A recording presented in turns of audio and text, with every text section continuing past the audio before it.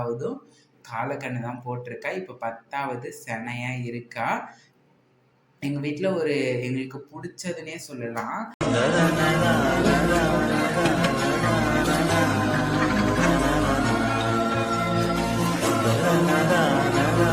Hi friends, நான் உங்கள் கணேஷ். அப்பாடி ரொம்ப நாள் கழிச்சு ஒரு லாங் வீடியோ தான். இப்போ எங்கள் வீட்டில் எங்களோட செல்லக்குட்டியோட ஒரு ஹிஸ்ட்ரி ஆஃப் வீடியோன்னு கூட சொல்லலாம். இதை ரொம்ப வளவலன்னு இழுக்காமல் அந்த வீடியோ எப்படி கொடுத்துருந்தனோ அதேமாரி நார்மலாக இவளோட ஹிஸ்ட்ரியை சொல்லிக்கிறேன். யார் யாருக்கெல்லாம் வீடியோ பிடிச்சிருக்கோ லைக் பண்ணுங்கள். வாங்க வீடியோக்குள்ளே போகலாம்.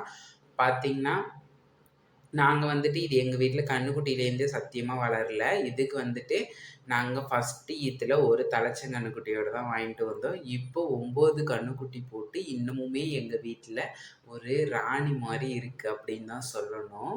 மறக்கவே முடியாது இவளை, எத்தனை ஜென்மம் எடுத்தாலும். ஆனால் என்ன ஒரு பிரச்சனை அப்படின்னு பார்த்தீங்கன்னா, இவள்கிட்டேருந்து எங்களாட்டி ஒரு கெடேரி கன்றுக்குட்டி கூட எடுக்க முடியல. அது யானே தெரியல. ஃபஸ்ட்டு கெடேரி அவங்க அதாவது விற்கிறவங்க வீட்டிலேருந்தே போட்டு தான் நாங்கள் வாங்கிட்டு வந்தோம். இங்கே 2வது பார்த்திங்கன்னா காலக்கன்று போட்டிருந்தா, 3வது கெடேரி கன்று, 4வது காலக்கன்று, 5வது கெடேரி, 6வது கெடேரி, 7வது கெடேரி, 8வது காலக்கன்று, இப்போ 9வதும் காலக்கன்று தான் போட்டிருக்கா. இப்போ 10வது செனையாக இருக்கா. எங்கள் வீட்டில் எங்களுக்கு பிடிச்சதுன்னே சொல்லலாம். ஏன்னா எல்லாத்தையும் விட இவளை தான் பிடிக்கும் எங்கள் வீட்டில். ஏன்னா வருஷத்துக்கு ஒரு கன்றுக்குட்டி கண்டிப்பாக கொடுத்துருவான்னு தான் சொல்லணும். அதாவது எப்படி தீனி வச்சாலுமே நாங்கள் வைக்கிற தீனிக்கு பால் கறக்கிறாளோ என்னமோ எங்களுக்கு தெரியல.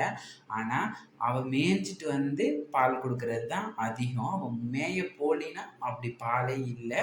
சேட்டை பண்ண தான் அடுத்தவங்க வீட்டு கொடைக்கு போகிறது, வாழைமுக்கன் முறிக்கிறது, நிறைய என்ன தான் சேட்டை பண்ணினாலும் எங்கள் வீட்டோட இளவரசி இவன் தான் நான் சொல்லணும். பால் கறக்கிறதுல இவ்வளோ மிஞ்சிக்க எங்கள் வீட்டில் யாருமே இல்லைன்னு தான் நான் சொல்லணும்.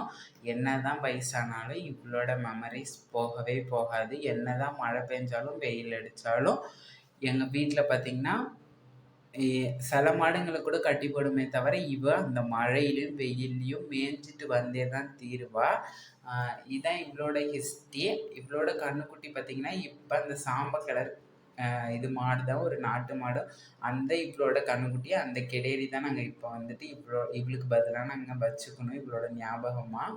இதுக்கப்புறமும் ஜெர்சி மாடுங்க கன்றுக்குட்டி போடுமா என்னன்னு எனக்கு டவுட்டாக இருக்குது. இவ்வளோ தான் வீடியோ பிடிச்சிருந்தா லைக் பண்ணுங்கள். டாட்டா.